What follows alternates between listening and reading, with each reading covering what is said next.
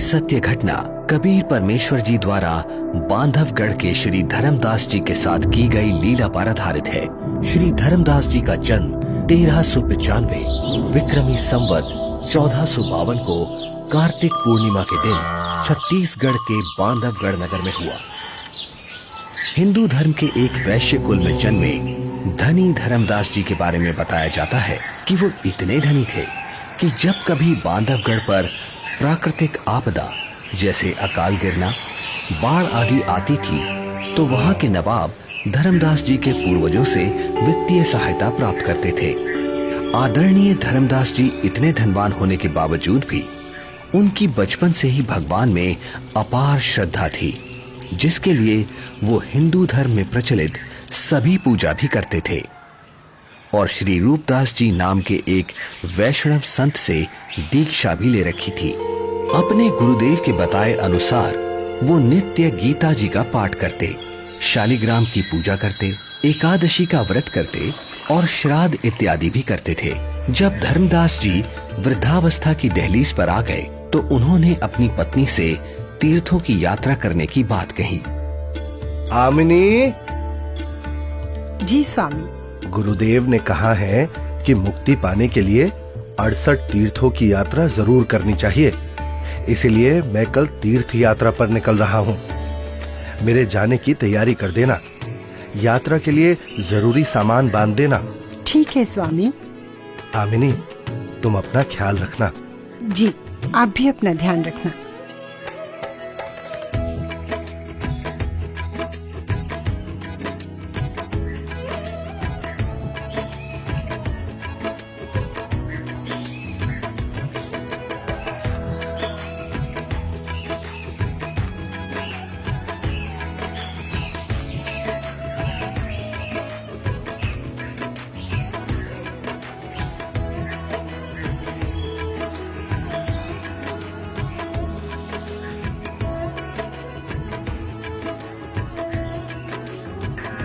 मथुरा में तीर्थों की यात्रा करते हुए एक सुबह धर्मदास जी गोवर्धन पर्वत के पास स्थित एक सरोवर के किनारे पहुंचे।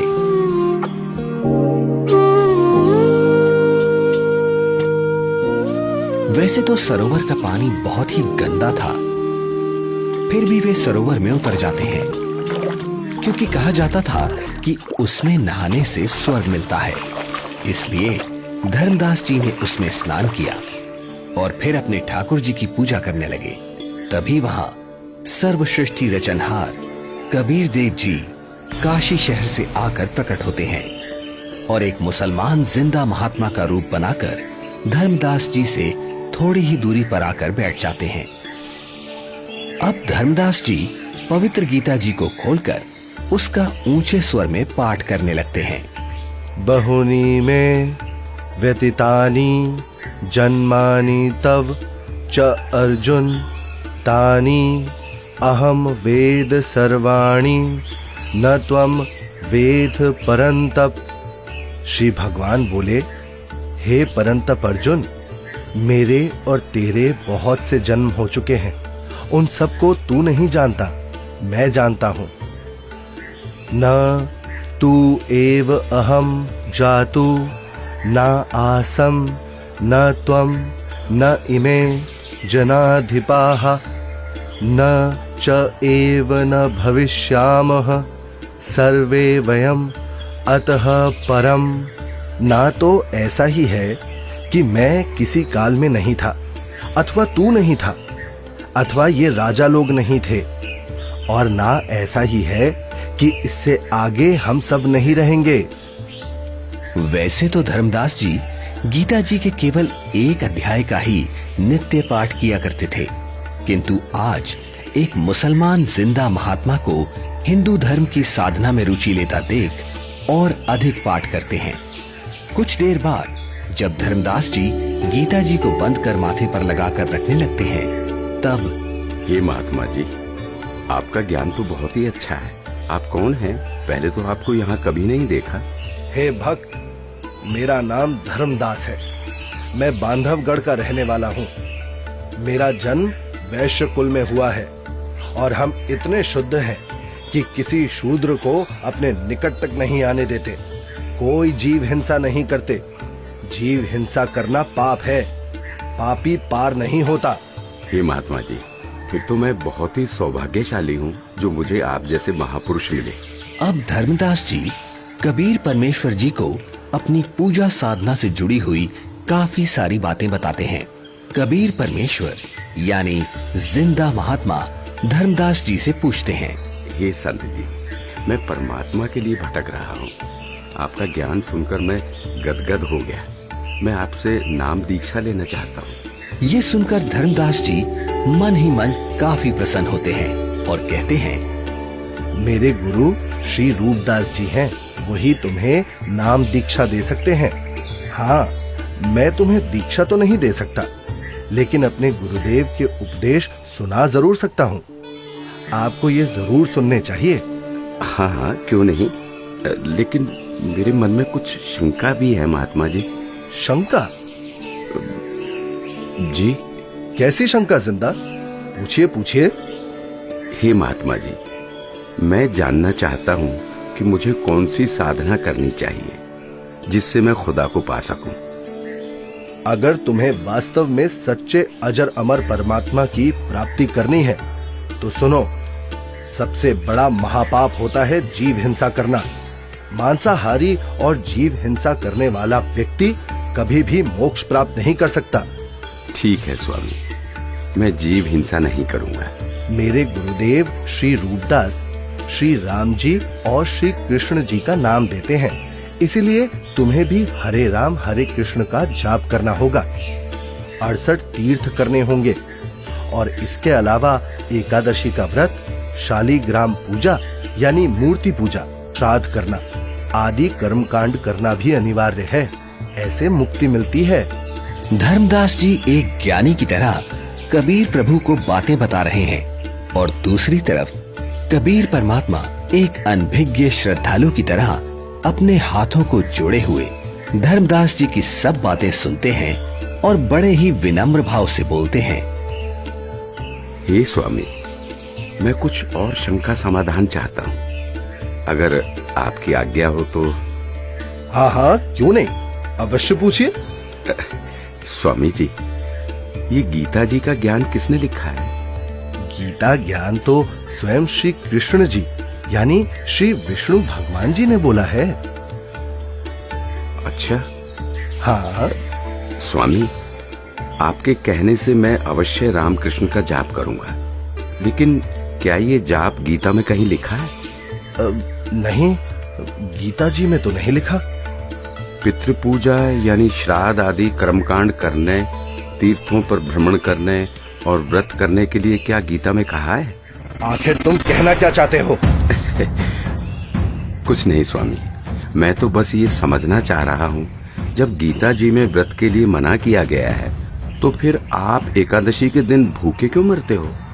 तुम भटक गए हो। तुम्हें इन सब साधनाओं का कोई ज्ञान नहीं है, इसलिए ऐसा बोल रहे हो। नाराज ना हो स्वामी जी, आप मेरी शंका का समाधान नहीं करेंगे तो कैसे बात बनेगी? आप ही बताएं, ये सरोवर जिसमें आपने स्नान किया है, जिसको आप मोक्ष पाने का साधन मानते हैं, लेकिन इस जल के अंदर करोड़ों जीव रहते हैं जिन्हें आपने अभी स्नान करते समय अपने हाथों पैरों से रगड़ रगड़ कर मार डाला है, और स्नान के बाद जो जल आप भगवान की मूर्ति को स्नान कराने के लिए लाए, उसमें भी मूर्ति के स्नान कराने से अनेकों जीव मर गए, और आप कहते हैं कि आप जीव हिंसा नहीं करते। एक और बात स्वामी जी, यदि इस सरोवर में नहाने से आपकी मुक्ति संभव है तो फिर इस जल में रहने वाले जीव जंतुओं को तो निश्चित ही मोक्ष प्राप्त हो जाना चाहिए। हे धर्मदास, ये साधना व्यर्थ है, क्योंकि ये गीता शास्त्र के विरुद्ध है। समझ गया। अंततः तुमने अपने धर्म का परिचय दे ही दिया। तुम एक मुसलमान हो, इसीलिए ऐसी बातें कर रहे हो, क्योंकि एक मुसलमान ही हिंदू धर्म पर सवाल उठा सकता है।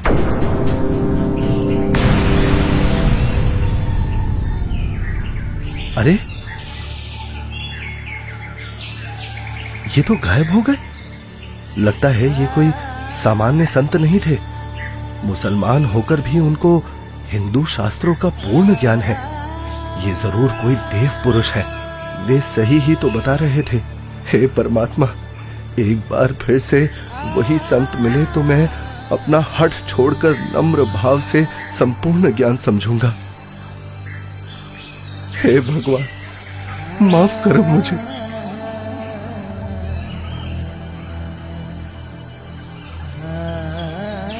वास्तव में गीता जी में कहीं भी हरे राम हरे कृष्ण मंत्र नहीं लिखा है, अपितु पितर पूजा, भूत पूजा, देवताओं की पूजा गीता अध्याय 9 श्लोक 25 में व्यर्थ कहा है।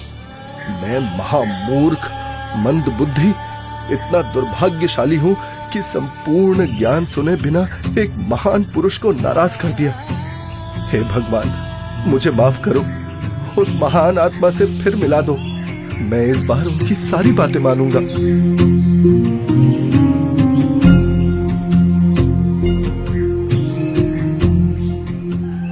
आज धर्मदास जी का मन किसी भी कर्म कांड में नहीं लग रहा था।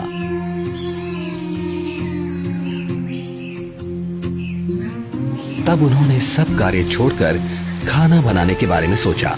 भगवान का प्रसाद बना लेता हूँ और फिर उन महापुरुष की खोज करता हूँ।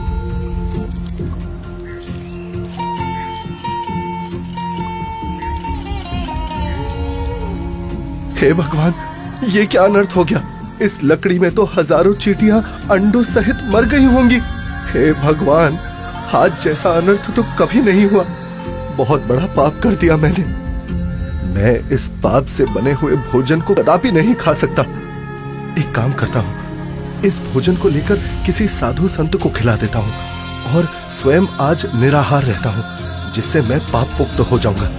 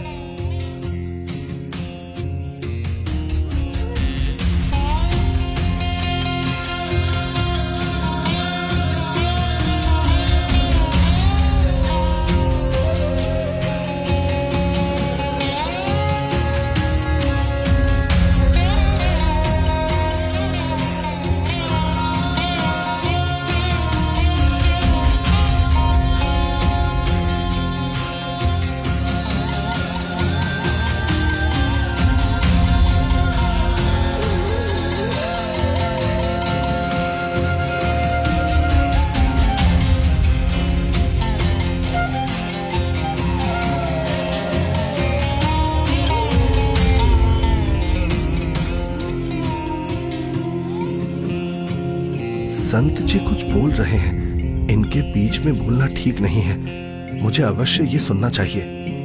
मन तू मान सरोवर नारे, यहाँ न भटका खारे। सूरजमुखी फूल जा फूले, शंख पद्म उजियारा। गंगा यमुना मध्य सरस्वती, वहाँ तेरे वेणी की धारा। मन तू मान सरोवर नारे, यहाँ न भटका खारे। जहाँ कमोदनी चंद्रगता है, कमल कमल मद तूरा। अनहद नाद अजब धुन होई, जान सतगुरु पूरा। मन तू मान सरोवर नारे, यहाँ न भटका खारे। ओ गट घाट विषम है दरिया, नहावे संत सुजाना। ओ गट घाट विषम है दरिया, नहावे संत सुजाना। मोक्ष मुक्ति के पर भी ले रे, साक्षी है ससीवाना। मन तू मान सरोवर नारे, यहाँ न भटका खारे। जावा हंस कोलाहल करते हैं, मोती मुक्ता खाऊं। ऐसा देश हमेश हमोरे, अमृत भोजन पाई मन तू मान सरोवर नारे, यहाँ न भटका खारे। शंखों लहरे मेहर की उपजे, कर नहीं जा कोई। शंखों लहरे वहाँ मेहर की उपजे, कर नहीं जा कोई। दास गरीब अचल अविनाशी, सुख का सागर सोई मन तो मान सरोवर नारे, यहाँ न भटका खारे मन तो मान सरोवर नारे, यहाँ न भटका खारे। जो पहले मिला वो जिंदा महात्मा तो मुसलमान था, और ये लाल वस्त्र पहने हुए संत जी तो अपने हिंदू धर्म के जान पड़ते हैं, और बातें भी बिल्कुल जिंदा महात्मा वाली ही बता रहे हैं। इनका शिष्य बनने में शर्म भी नहीं आएगी। उस जिंदा से उपदेश लूंगा तो लोग निंदा करेंगे कि मुसलमान का शिष्य बन गया। इनसे ज्ञान प्राप्त करना उचित रहेगा।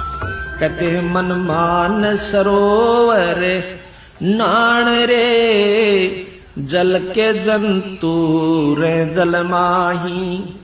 आठों बखत बिहान रे, आठों बखत बिहान रे।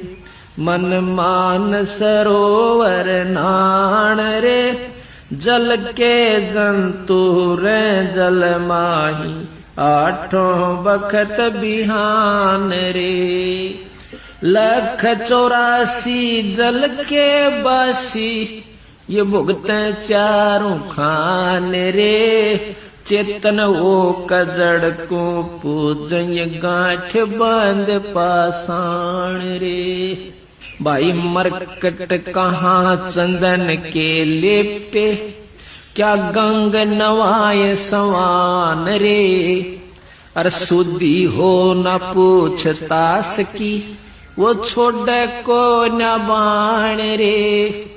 12 कोट जहां जम किंकर, बड़े बड़े दैत हवान रे।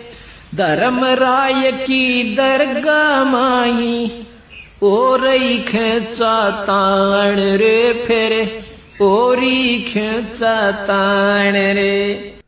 मैं जो साधना कर रहा हूँ उससे यमदूतों द्वारा दिए जाने वाले कष्ट नहीं टलते। इसका मतलब ये सब साधना तो व्यर्थ है। हे महात्मा जी, कृपया भोजन ग्रहण करें। रख दे धर्मदास, बहुत भूख लगी है। इन्हें कैसे मालूम कि मेरा नाम धर्मदास है? मैं भंडारा करता रहता हूँ, शायद इसीलिए ये मुझे जानते हैं।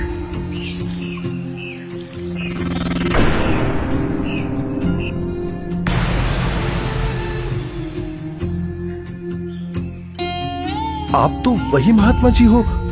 हत्यारे, कल तू क्या कह रहा था कि जो जीव हिंसा करते हैं वो कभी मोक्ष को प्राप्त नहीं कर सकते। अरे तू तो कसाई से भी बुरा निकला। हे प्रभु, मुझ अज्ञानी को क्षमा करो। मैं कहीं का नहीं रहा, जिसका कोई लाभ नहीं। और शास्त्र अनुकूल साधना किससे मिले ये आप ही बता सकते हैं। मैं आपसे पूर्ण आध्यात्मिक ज्ञान सुनने का इच्छुक हूँ। कृपया मुझ अज्ञानी पर दया करके मुझ पापी को वो तत्व ज्ञान सुनाए भगवत, जिससे मेरा मोक्ष हो सके। ठीक है धर्मदास, अब सुनो। आप एकादशी का व्रत करते हो, जबकि श्रीमद् भगवद गीता अध्याय 6 श्लोक 16 में पढ़ा है कि हे अर्जुन, ये योग यानी भक्ति ना तो अधिक खाने वाले की और ना बिल्कुल ना खाने वाले अर्थात व्रत रखने वाले की, ना अधिक सोने वाले की तथा ना अधिक जागने वाले की सफल होती। इस श्लोक में व्रत रखना पूर्ण रूप से मना है धर्मदास। फिर देख अपनी गीता खोलकर। यहाँ परमेश्वर कबीर देव जी जिंदा रूप में धर्मदास जी को सृष्टि रचना सुनाते हैं और तीनों देवताओं की स्थिति से अवगत कराते हैं कि हे धर्मदास, अभी तक आप जिन भगवानों की यानी ब्रह्मा विष्णु महेश की भक्ति कर रहे थे, वो तो पृथ्वी, स्वर्ग और पाताल केवल इन तीनों लोकों में प्रधान है। रजगुण ब्रह्मा है, सतगुण विष्णु और तम गुण शिव जी ये मोक्ष नहीं कर सकते। आप जो भक्ति कर रहे हैं उससे कोई लाभ नहीं होगा। धर्मदास, केवल शास्त्र अनुकूल भक्ति करो। हे महात्मा, आप ये क्या कह रहे हैं? ब्रह्मा विष्णु महेश की भक्ति करने से कोई लाभ नहीं होगा? हम उनको कैसे छोड़ सकते हैं? धर्मदास, मैं इन देवताओं को छोड़ने की नहीं कह रहा, बल्कि आपको ये समझा रहा हूं कि जो पवित्र गीता जी और पवित्र वेद बता रहे हैं वैसे साधना करने से ही मोक्ष संभव है। हे जिंदा, भगवान विष्णु अखिल ब्रह्मांड के स्वामी हैं और आप उनको केवल 3 लोक के स्वामी बता रहे हैं। यदि फिर से आपने श्री विष्णु को अपमानित किया तो उचित नहीं होगा। मूर्ख के समझावते ज्ञान गाठी का जाए, कोयला होत न उजला, भावे 100 मन साबुन लाए। ये मैंने क्या कर दिया? मैंने उन महात्मा को फिर से नाराज कर दिया। मेरी बुद्धि भ्रष्ट हो गई है। जो मैंने सच्चे परमात्मा को नहीं पहचाना, उन्हें अपने जैसा मनुष्य मान लिया। हे भगवान, मुझे क्षमा करो। अब जिस पूजा को मैं कर रहा हूं वो कर नहीं सकता और आपकी बात मैंने सुनी नहीं। हे भगवान, मुझे सत्मार्ग दिखाओ, नहीं तो मैं आत्मघात कर लूंगा। मुझे परमात्मा की सच्ची भक्ति चाहिए। अब परमात्मा के अंतर्ध्यान हो जाने से व्याकुल धर्मदास जी अपने आप को कोसते हुए तीर्थ यात्रा को बीच में ही छोड़कर घर को चल पड़ते हैं। रास्ते में धर्मदास जी एक बगीचे में विश्राम करने के लिए रुकते हैं, जहां अक्सर सभी तीर्थयात्री विश्राम के लिए रुका करते हैं। जहां धर्मदास जी चिंतन करते हैं कि पूर्ण परमात्मा की साधना तो मेरे को मिली नहीं और पहले वाली साधना मैं नहीं करूं तो कहीं मैं पाप का भागी ना बन जाऊं। इसलिए धर्मदास जी मूर्ति निकालकर वापस उन्हीं की पूजा करने लगते हैं। तभी दयालु परमात्मा कबीर देव जी पहले की तरह संत रूप बनाकर वहां प्रकट हो जाते हैं, जिन्हें देख धर्मदास की खुशी का ठिकाना ही नहीं रहता। हे परमात्मा, हे मेरे मालिक, बहुत दया करी दाता, मुझ पापी को माफ करे प्रभु। बैठो प्रभु, मैं आपके खाने के लिए कुछ लाता हूँ। नहीं धर्मदास, अभी इच्छा नहीं है। हे भगवान, यदि आप नहीं खाएंगे तो मेरी आत्मा को कष्ट होगा। ठीक है धर्मदास, जो तेरी इच्छा है ले आ खाने के लिए। धर्मदास के काफी आग्रह करने पर और उनके सच्चे भाव को देखकर परमात्मा कबीर जी पेड़े और बताशे खाने लगते हैं। परमात्मा को पेड़े खिलाते हुए धर्मदास जी बहुत प्रसन्न होते हैं। प्रसाद लेने के बाद परमात्मा फिर से ज्ञान चर्चा करने लगते हैं। हे धर्मदास जी, आप यदि अभी भी इस ज्ञान पर विश्वास नहीं कर पा रहे हैं तो क्यों ना आप एक बार अपने गुरुदेव रूपदास जी से ये सब पूछ के देख लो कि क्या ब्रह्मा विष्णु महेश के कोई माता पिता हैं या नहीं, और क्या ब्रह्मा विष्णु महेश जी की जन्म मृत्यु होती है। क्या ये देवता आपके पाप कर्म काट सकते हैं? क्योंकि जो ज्ञान मैंने आपको बताया है पुराणों में ये सब स्पष्ट लिखा है। और हाँ धर्मदास, आप अपने गुरु जी से ये भी पूछना कि क्या आप जो भक्ति बता रहे हैं उससे मुझे मोक्ष की प्राप्ति हो जाएगी। हाँ प्रभु, मैं निश्चित ही गुरुदेव से इन शंकाओं का समाधान अवश्य करवाऊंगा। इसके बाद कबीर प्रभु वहां से चल पड़ते हैं। धर्मदास जी कबीर परमात्मा जी को बेहद व्याकुलता में एकटक देखते जा रहे हैं। प्रभु, प्रभु! लेकिन धर्मदास जी के लिए ये परिस्थिति बहुत असामान्य हो जाती है। धर्मदास जी इतना व्याकुल हो जाते हैं कि वो परमेश्वर कबीर साहिब जी को छोड़ना नहीं चाह रहे थे और पहले वाली साधना भी छोड़ना धर्मदास जी के लिए बहुत मुश्किल हो रहा था। कबीर प्रभु के जाने के बाद धर्मदास अपनी शंकाओं के समाधान के लिए अपने गुरु रूपदास जी के आश्रम की तरफ निकल पड़ते हैं।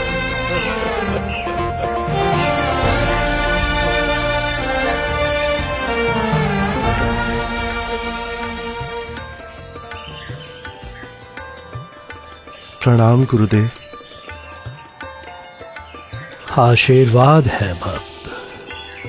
आओ बैठो। क्या बात है धर्मदास, बहुत व्याकुल दिख रहे हो। और आप तो तीर्थ यात्रा पर गए थे ना? गुरुदेव, मेरे मन में कुछ शंका है, कृपया उनका समाधान कीजिए। कहो धर्मदास, क्या शंका है आपकी? हे गुरुदेव, सृष्टि का रचयिता कौन है? क्या भगवान विष्णु से ऊपर भी कोई प्रभु है? वो कहाँ रहता है? उसका क्या नाम है? उसकी पूजा की विधि क्या है? और गुरुदेव, क्या आपने जो भक्ति साधना मुझे बताई है, क्या उससे मेरा मोक्ष हो जाएगा? हे धर्मदास, आज तुम ये क्या बोल रहे हो? ऐसा ज्ञान तुम्हें किसने सिखा दिया? तुम लक्ष्मी नारायण की भक्ति करो, ठाकुर जी की सेवा करो और राम कृष्ण जी का जाप करते हुए प्रतिमा पूजा करो, जिससे तुम्हारी मुक्ति हो जाएगी। तुम यात्रा पर जाओ, जगन्नाथ के दर्शन करो, गोमती, गोदावरी इन नदियों में स्नान करो, काशी जाओ, तीर्थ नहाओ, उससे ज्यादा पुण्य होता है और स्वर्ग की प्राप्ति होती है बच्चा। भगवान तो निराकार है, वो ज्योत स्वरूपी निरंजन है जो शून्य में रहता है। हे गुरुदेव, यहां मैं एक बात पूछना चाहूंगा, आप क्रोधित ना होना गुरुवर। हे गुरुदेव, जो ज्योत निरंजन आप बता रहे हैं, वो तो प्रतिदिन 1 लाख मानव खाता है और 1.25 लाख उत्पन्न करता है। गुरुदेव, मुझे जीव भक्षक नहीं, जीवों की रक्षा करने वाला भगवान कौन है वो बताइए। ये ज्योति निरंजन ब्रह्म तो जीवों को खाता है। और गुरुदेव, ऐसा तो आप भी मानते हैं कि एक दिन वैकुंठ समेत तीनों लोक भी नष्ट होंगे, यानी स्वर्ग भी नष्ट होगा। फिर मुझे वहां की भक्ति क्यों बता रहे हो? गुरुदेव, मुझे उस अविनाशी स्थान के बारे में बताओ जिसका जिक्र गीता अध्याय 18 श्लोक 62 में किया है कि हे अर्जुन, तू सर्वभाव से उस परमेश्वर की शरण में जा, उसकी कृपा से ही तू परम शांति को और सनातन परम धाम शाश्वतम स्थानम अविनाशी लोक को प्राप्त होगा। इस प्रकार धर्मदास जी जिंदा बाबा रूप में मिले परमेश्वर कबीर जी से सुनी सृष्टि रचना के आधार पर काफी तर्क रखते हैं, जिसके पश्चात गुरु रूपदास जी कहते हैं, बेटा धर्मदास, जो ज्ञान मेरे पास था वो सब मैंने आपको बता दिया है। इससे आगे का मुझे कोई ज्ञान नहीं है। जो महात्मा आपको मिले हैं वो अवश्य ही कोई पहुंचे हुए महापुरुष हैं। हे गुरुदेव, मुझसे कोई गलती हुई हो तो माफ करना, किंतु जिसने मुझे ये तत्व ज्ञान बताया है, अब मैं उन्हीं के चरणों में जाऊंगा। आज के बाद वही मेरे सद्गुरु होंगे। ठीक है धर्मदास, आप उनको अपना सद्गुरु बनाओ और उनके अनुसार बताई साधना कर लो। इसके बाद धर्मदास जी गुरु रूपदास जी को प्रणाम करके वहां से अपने घर की तरफ निकल पड़ते हैं।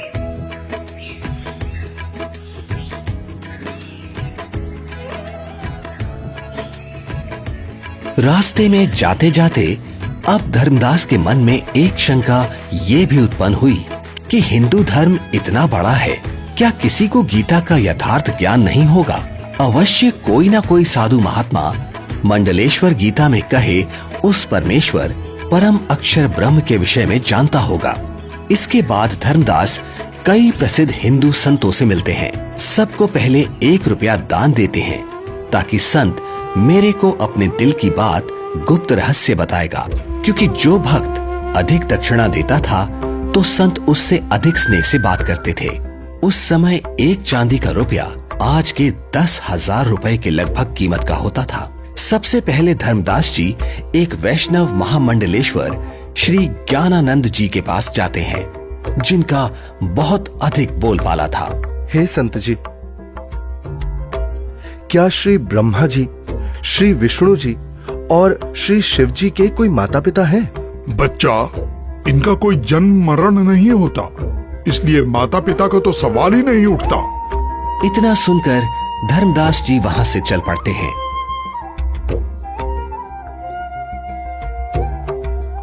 जहां कुछ दूरी पर धर्मदास जी को एक बहुत बड़े विद्वान महात्मा का पता चलता है, जो कि काशी विद्यापीठ से पढ़कर आए हैं और वे शास्त्रों के पूर्ण विद्वान हैं।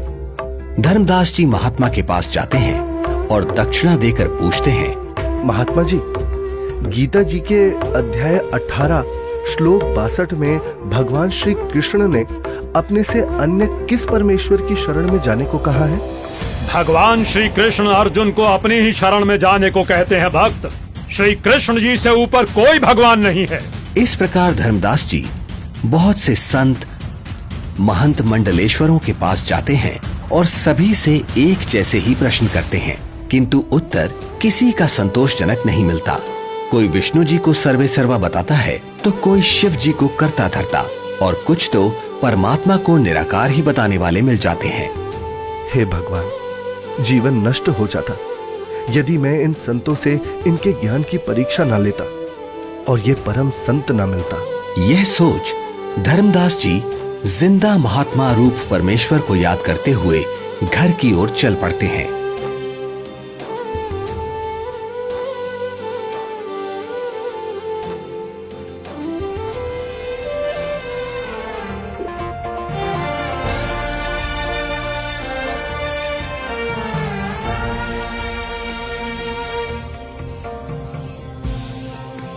जहां मार्ग में एक नदी आती है, जिसके किनारे वृक्ष के नीचे एक हिंदू संत विराजमान दिखाई देते हैं, जिनके पास 4-5 व्यक्ति भी बैठे हैं। धर्मदास जी भी विश्राम करने के उद्देश्य से संत के पास कुछ दूरी पर वृक्ष के नीचे छाया में दूर से ही राम राम करके बैठ जाते हैं। लगता है मुझे इस साधु से भी प्रश्न करना चाहिए। अरे नहीं नहीं, जब बड़े बड़े मंडलेश्वरों को ज्ञान नहीं, जिनके पास हजारों शिष्य हैं, तो फिर इसके पास तो क्या ही होगा। यहाँ तो बस 4-5 वृद्ध ही तो बैठे हैं। आदेश महाराज, आदेश। हे धर्मदास, हिंदू मंडलेश्वरों ने बता दिया वो परमेश्वर कौन है। मुझ पापी अवगुण हारे को क्षमा करो महाराज, मैंने बड़ी भारी भूल की है।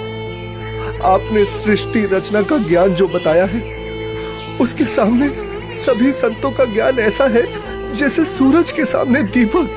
धर्मदास, तेरे मन में अन्य संतों से ज्ञान जानने की प्रेरणा मैंने ही की थी। यदि आप इन सब के अज्ञान से परिचित नहीं होते तो फिर भी मेरे ऊपर विश्वास नहीं करते, सोचते रहते कि और संतों के पास भी जाना चाहिए।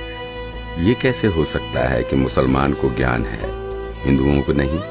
अब तुम पूर्ण विश्वास करोगे, इसलिए पूर्ण लाभ मिलेगा। मेरे को एक अन्य संत मिला, उसने भी यही आप वाला ज्ञान बताया था। मुझे लगता है वो आप ही हो, आपने रूप बदल रखा है।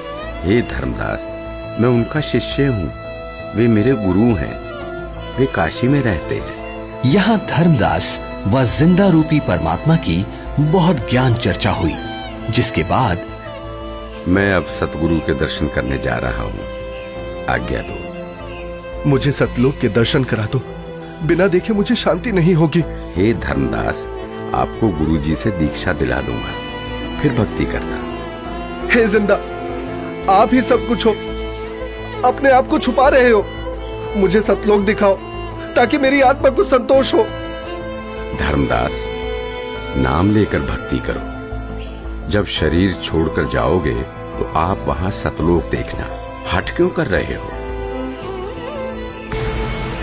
मैं कितना दुष्ट हूँ कि मैंने परमात्मा पर विश्वास नहीं किया, और अब पता नहीं वो फिर दोबारा दर्शन देंगे या नहीं। रोते रोते धर्मदास जी अपने घर पहुंच जाते हैं।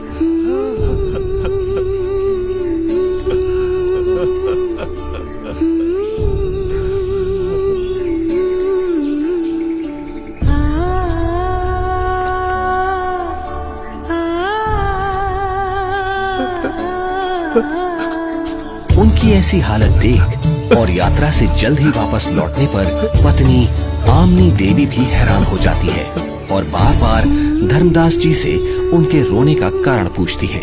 लेकिन धर्मदास जी उन्हें कुछ नहीं बता पाते, केवल रोते ही रहते हैं। फिर काफी देर बाद क्या हुआ स्वामी, क्या हुआ? कुछ तो बताइए, आखिर क्या हुआ आपके साथ? लगता है इनके पैसे किसी ने लूट लिए हैं। क्यों कच्चा मन कर रहे हो जी? किसी ने यात्रा में आपका धन लूट लिया तो कोई बात नहीं, आपके पास धन की कमी थोड़ी है, हाँ ले जाना, भगवान ने बहुत दे रखा है। आमिनी, यदि रुपए पैसे वाला धन लुट गया होता तो मैं और ले जाता। मेरा तो ऐसा धन लुट गया है आमिनी, जो शायद अब मुझे कभी ना मिले, और वो मैंने अपने हाथों अपनी मूर्खता से गवाया है। धर्मदास जी जिंदा महात्मा से हुई सर्व ज्ञान चर्चा और उनसे सुनी सृष्टि रचना आमनी देवी को सुनाते हैं। आपने भगवान को क्यों नहीं पहचाना स्वामी? ये क्या किया आपने? बनिया होते हुए भी आप ये सौदा कैसे चूक गए? इसी बात का तो दुख है आमिनी। जीवन में पहली बार मुझसे इतनी भारी भूल हुई है। तावालीन बहे निर्बानी, मगन रूप साहेब सैलानी, तावा रोवत धर्मनि नागर, कहाँ गए मेरे सुख के सागर। अधिक वियोग हुआ हमसे ती, जैसे निर्धन की लुट जा खेती। कलप करे और मन में रोवे, दसों दिशा को वो मग रोवे। अधिक वियोग हुआ हमसे ती, जैसे निर्धन की लुट जा खेती। कलप करे और मन में रोवे, दसों दिशा को वो मग रोवे। हम जाने तुम देह स्वरूपा, हमरी बुद्धि अंधगर कूपा। हम तो मानुष रूप तुम जाना, सुन सुत गुरु का किया पियाना। बेग मिलो कर हूँ अपघाता, मैं ना जी हूँ सुनो विधाता। अगम ज्ञान कुछ मोहे सुनाया, मैं जी हूँ नहीं अवगत राया। बेग मिलो कर हूँ अपघाता, मैं ना जी हूँ सुनो विधाता। अगम ज्ञान कुछ मोहे सुनाया, मैं जी हूँ नहीं अवगत राया। तुम सतगुर अवगत अधिकारी, मैं नहीं जानी लीला थारी। तुम अवगत अविनाशी साईं, फिर मोको कब मिलो गोसाई। कमर कसी धर्मदास से को, पूरब पंथ पयाने। गरीबदास रोवत चले वो बांधो गुण अस्थाने।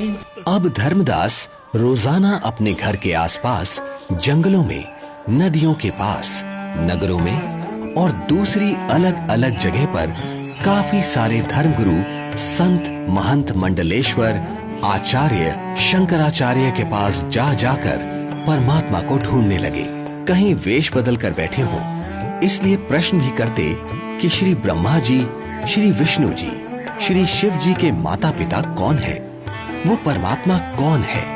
परंतु उत्तर ठीक नहीं होता था। तो स्पष्ट था ये साधु संत परमात्मा जिंदा नहीं है। 6 महीने तक जिंदा बाबा नहीं मिले। तब एक दिन, हे स्वामी, आप ऐसे मत रोइए, भला रोने से कोई समाधान थोड़ी ना होगा। कुछ याद कीजिए स्वामी, उन्होंने कुछ तो बताया होगा कि वो किस प्रकार मिलते हैं, कहाँ मिलते हैं। हाँ, याद आया आमिनी, उन्होंने ज्ञान चर्चा करते समय बताया था। जहाँ कहीं भी धर्म भंडारे चल रहे होते हैं, मैं वहाँ जरूर उपस्थित होता हूँ और अपनी प्यारी आत्माओं को ज्ञान समझाता हूँ। धर्मदास, क्या धर्म भंडारा? फिर तो स्वामी क्यों ना हम धर्म भंडारा ही करवा दें। हाँ, यही सही है। 3 दिन का धर्म भंडारा करते हैं।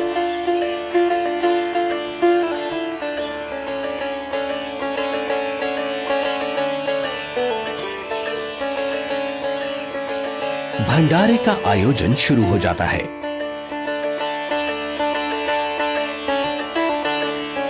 दूर दूर से साधु महात्मा भंडारे में आने लगते हैं।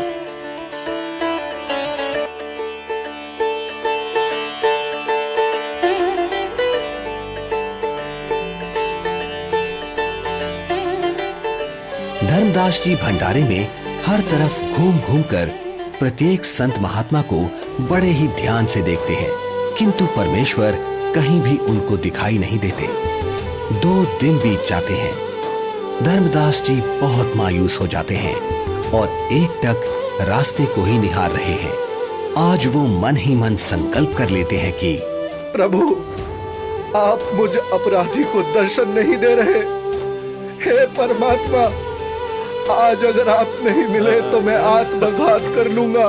तभी अचानक धर्मदास जी की नजर कुछ ही दूरी पर एक कदम के वृक्ष के नीचे जाती है, जहां वही पूर्ण परमात्मा कबीर परमेश्वर जी उसी जिंदा महात्मा के रूप में विराजमान होते हैं, जिन्हें देखकर तो धर्मदास जी की खुशी का ठिकाना ही नहीं है।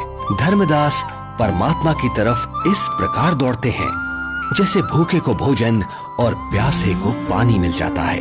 हे परमात्मा, हे भगवान, अब मैं आपको कहीं जाने नहीं दूंगा। मेरी भूल क्षमा करो प्रभु। मैं बस आपकी ही भक्ति करना चाहता हूँ। मैं भविष्य में कोई गलती नहीं करूंगा। हे दीन दयाल, मुझे अज्ञानी को माफ कर दो। मैंने अज्ञानतावश आपको बहुत कटु वचन बोले। मुझे माफ करो परवरदिगार, मुझे माफ करो।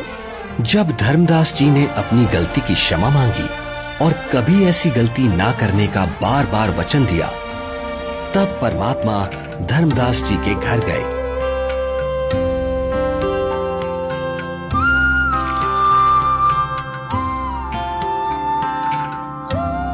जहां आमनी देवी और धर्मदास जी दोनों ने परमात्मा की बहुत सेवा की और उनसे नाम दीक्षा ली। हे प्रभु, आपका बच्चा बहुत नरम दिल का है। इतना रोया मैं भी रुला दी।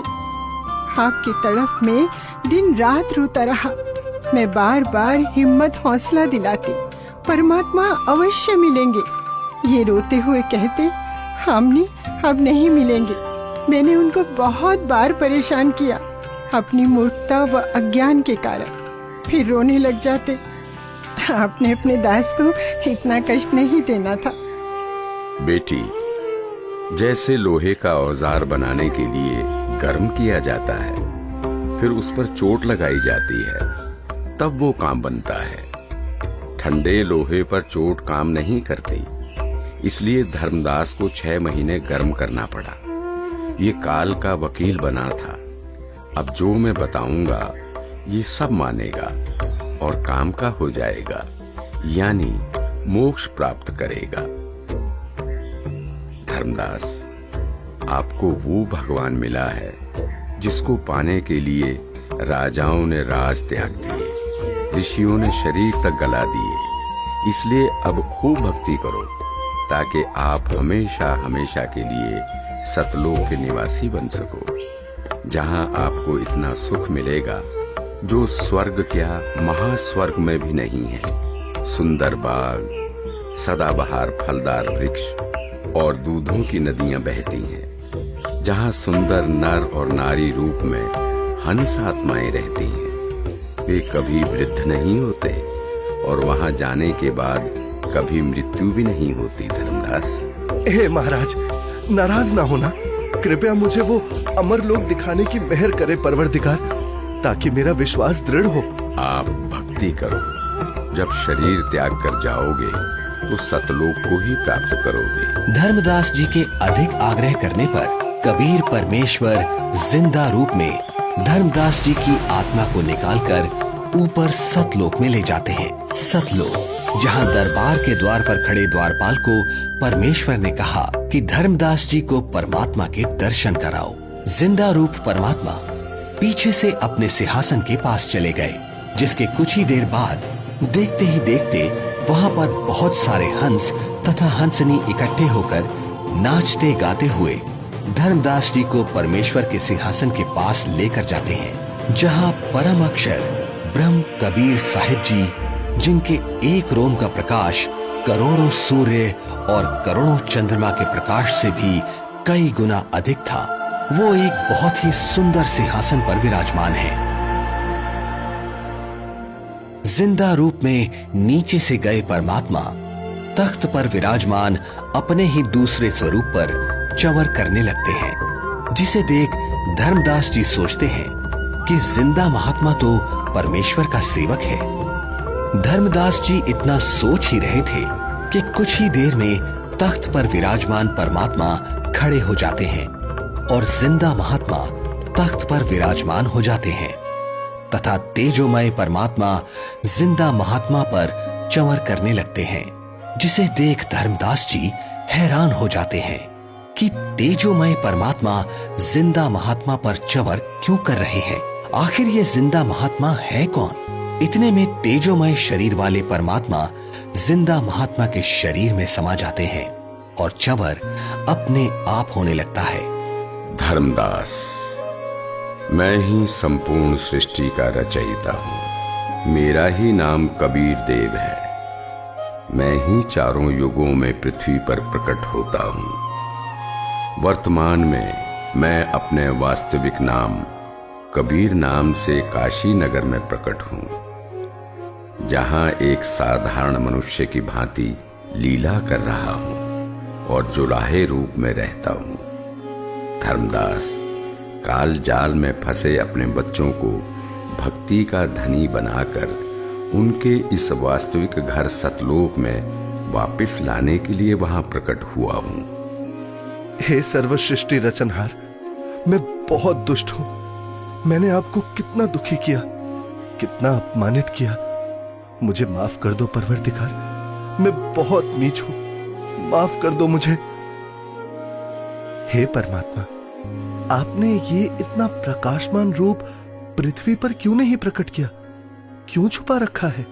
हे धर्मदास, यदि इसी रूप में नीचे जाऊं तो किसी की भी आंखें इस प्रकाश को सहन नहीं कर सकती। दूसरी बात, काल ब्रह्म यानी ज्योति निरंजन का डर के मारे हाल बेहाल हो जाएगा।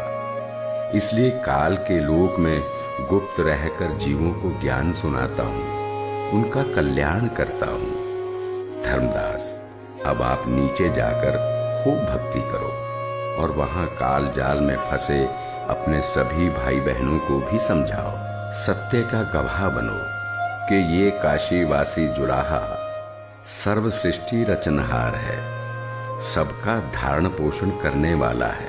परम अक्षर ब्रह्म यानी सत्य पुरुष अविनाशी परमेश्वर है। यही वास्तव में परमात्मा है।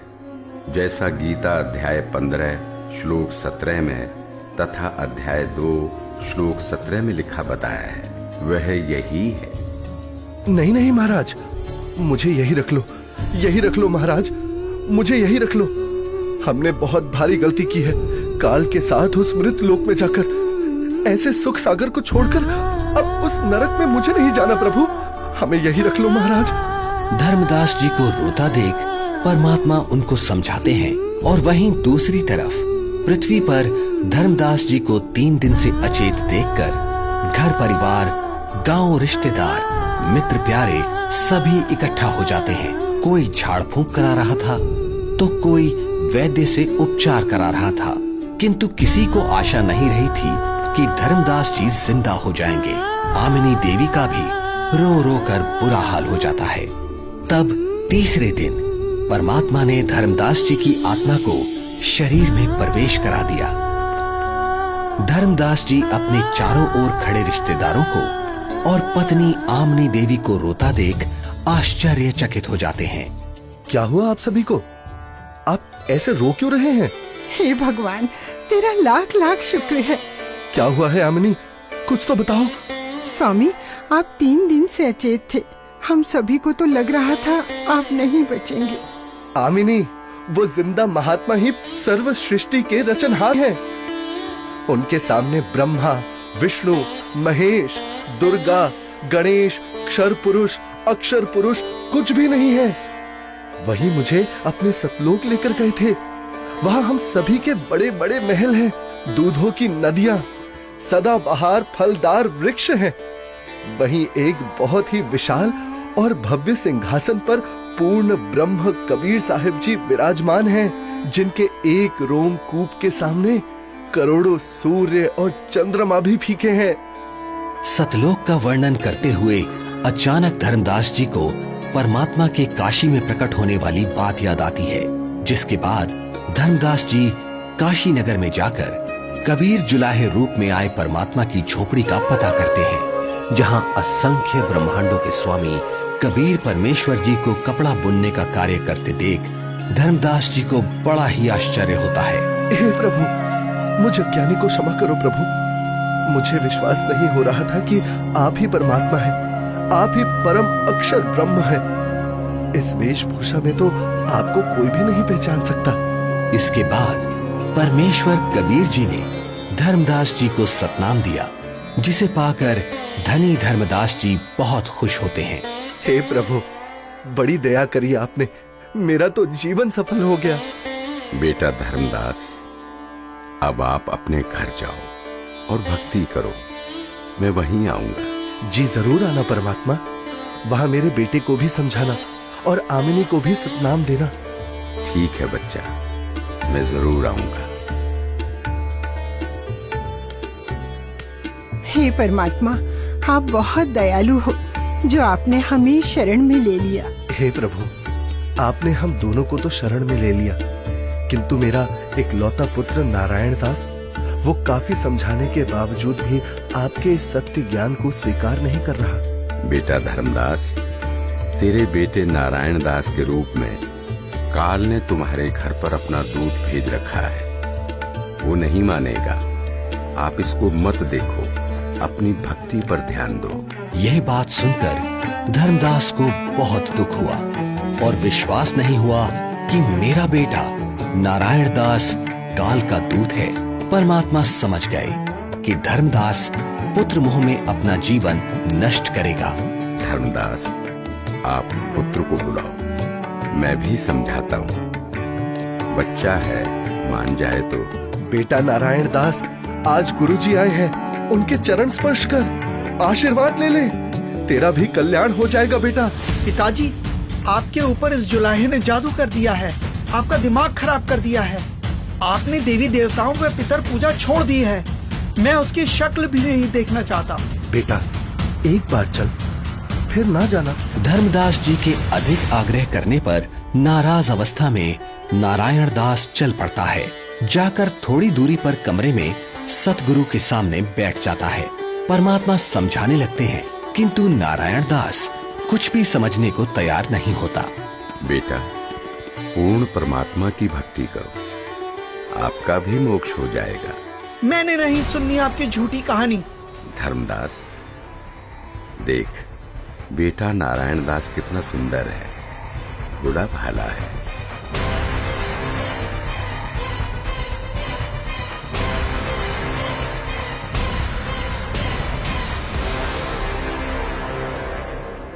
बेटा नारायण दास, आप जाओ, आपको जो ठीक लगे करो। हे भगवान, मेरा वंश तो काल का वंश बन गया। दया करो दाता, अब मेरे वंश का क्या होगा? वंश का क्या करेगा बेटा? यहाँ से पीछा छुड़वा ले धर्मदास। धर्मदास जी का रो रो कर बुरा हाल हो जाता है। तब कबीर परमात्मा जी अपना आशीर्वाद भरा हाथ धर्मदास जी के सिर पर रखते हुए कहते हैं, ठीक है धर्मदास, तेरे घर पर मैं अपना हंस भेजूंगा। तू वंश की चिंता करता था धर्मदास, तेरा 42 पीढ़ी तक वंश चलेगा, तू चिंता मत कर। तुम्हारे घर पर एक पुत्र उत्पन्न होगा, उसका नाम चूड़ामणि रखना। इस उम्र में बच्चा? हे भगवान, ये कैसे संभव है? उधर देखो बेटा, 10वें महीने आमनी के गर्भ से तुम्हारे घर ये बेटा जन्म लेगा। धर्मदास जी को कुछ विश्वास और कुछ अविश्वास होता है, किंतु परमेश्वर की दया से आमनी देवी के गर्भ से 10वें महीने एक बच्चा पैदा होता है, जिसका नाम चूड़ामणि रखा जाता है। बड़ी दया करी दाता, जो आपकी हंस आत्मा हमारे घर आई। हे भगवान, दया करना कि मेरे वंशज आपकी भक्ति में ही लगे रहे। धर्मदास, ज्योति निरंजन अर्थात काल मेरे नाम से 12 पंथ चलाएगा और तेरे वंश वाले 6ठी पीढ़ी में जाकर मेरी बताई सत्य भक्ति को करना छोड़ देंगे। वो उन काल के चलाए नकली 12 पंथों में से जो 6ठा टकसारी पंथ होगा, उसकी साधना करना शुरू कर देंगे, जो काल में डुबोने वाली ही होगी। हे परमात्मा, दया करो अंतर्यामी, उनका उद्धार कैसे होगा? दया करो। हे धर्मदास, काल द्वारा चलाए जाने वाले 12 पंथों में 12वां पंथ का प्रवर्तक संवत 1774 में जन्म लेगा। उस पंथ समेत सब 12 पंथों के पंथी मेरी वाणी का गलत अर्थ लगाकर गलत साधना करेंगे। असंख्य जन्म तक सतलोक नहीं जा सकेंगे। उसी 12वें पंथ में हम ही प्रकट होंगे। हम गुप्त रूप से लीला करेंगे। धर्मदास, मैंने तेरे को 42 पीढ़ी तक तुम्हारा वंश कलयुग में चलने का आशीर्वाद दिया। तेरे वंश वालों का उद्धार मेरे द्वारा भेजे जाने वाले मेरे कृपा पात्र महापुरुष से होगा। जिस समय कलयुग 5505 वर्ष बीत जाएगा, तब वो महापुरुष मेरा भेजा हुआ आएगा। अर्थात उसे मुझे ही समझ। वो सारे संसार के प्राणियों का उद्धार करेगा। उस समय तेरे बिंद वाले यानी तेरी 42 पीढ़ी वाले हों या सारा संसार, जो भी उससे नाम दीक्षा लेगा उन सबकी मुक्ति हो जाएगी। मेरा आशीर्वाद है। आज वर्तमान में स्वयं कबीर परमात्मा के अवतार बंदी छोड़ सतगुरु रामपाल जी महाराज आए हुए हैं, जो कि सर्व समाज को सतभक्ति प्रदान कर रहे हैं, जिनसे नाम दीक्षा लेकर भक्ति करने से सर्व सुख व पूर्ण मोक्ष की प्राप्ति होती है। सत साहिब जी।